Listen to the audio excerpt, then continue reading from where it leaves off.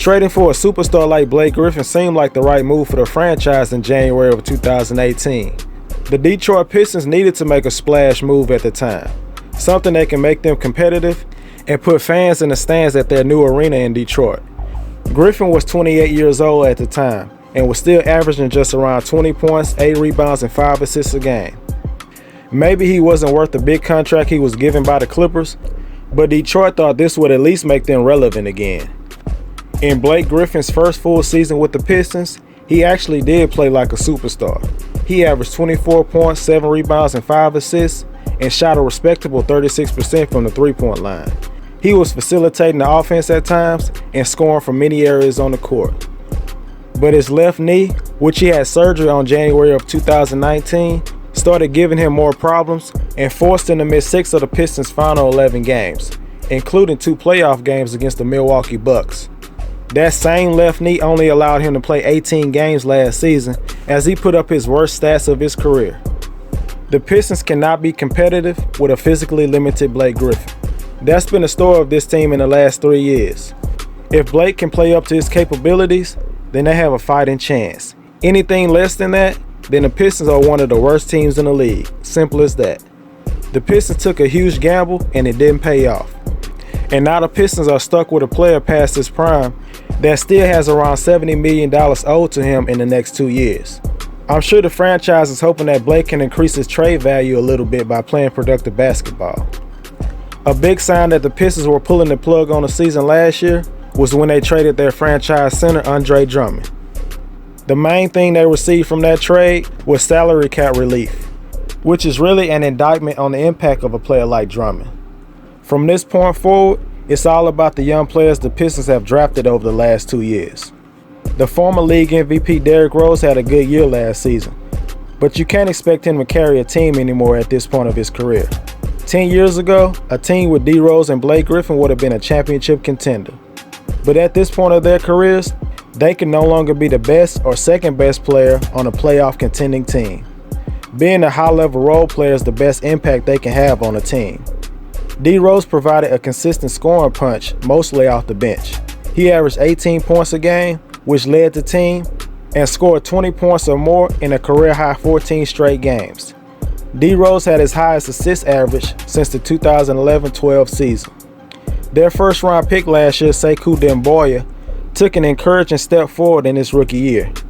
There was a 2-week stretch in January where he looked like he was starting his bid for Rookie of the Year.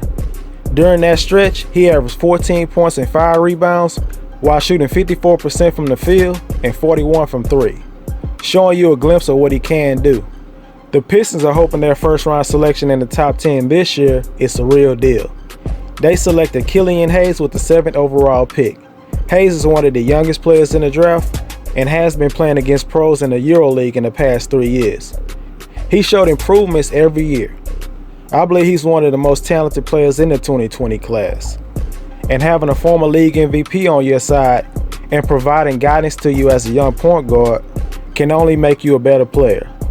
A humble player like D. Rose doesn't mind playing a mentorship role for a player that is the future of the team. Rose had a couple of veteran players show him the ropes when he was a rookie in 2008, and now he's just paying it forward. The Pistons were able to make some trades that got them 2 more first-round picks. But the one player they had to trade away was the former first-round pick Luke Kennard. After all the injuries, I knew the Pistons would explore trading him in the offseason, and they did. Kennard did increase his production last season, but it only came in 28 games.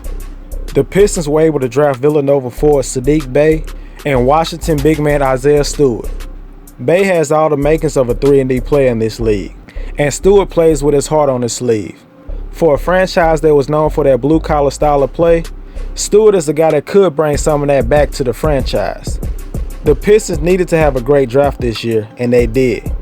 They selected 3 high-level prospects that should help them start the rebuild on the right track.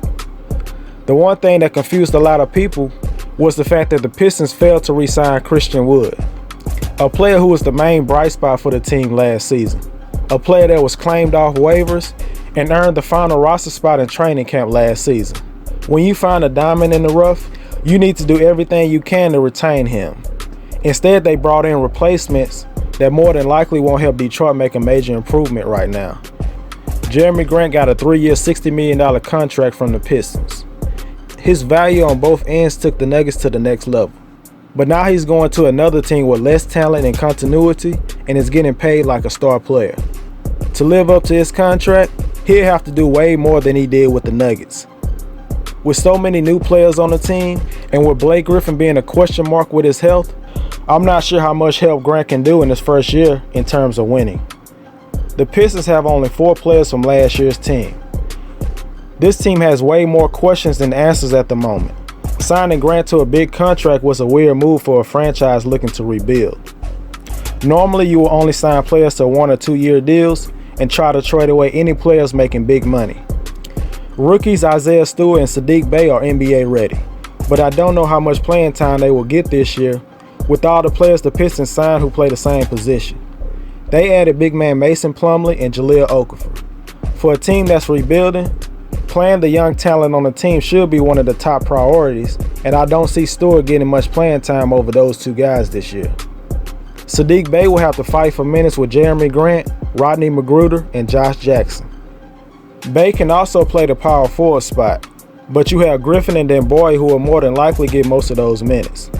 It's not fully clear how the rotation will go for the Pistons this year, but one thing that is clear, this will not be a good basketball team. There are too many new players, and their best player is a shell of his former self.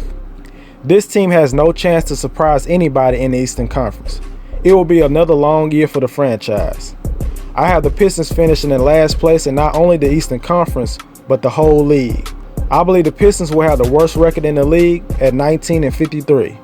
I don't expect D Rose to be on the team for the whole year because I believe he will be traded before the trade deadline. They would love to move on from Blake Griffin, but nobody's going to take that contract this season. Maybe next year when he has 1 year left, but I can't see it this year. But more importantly, Blake is not the player he once was, and he can no longer be the best player on a competitive team.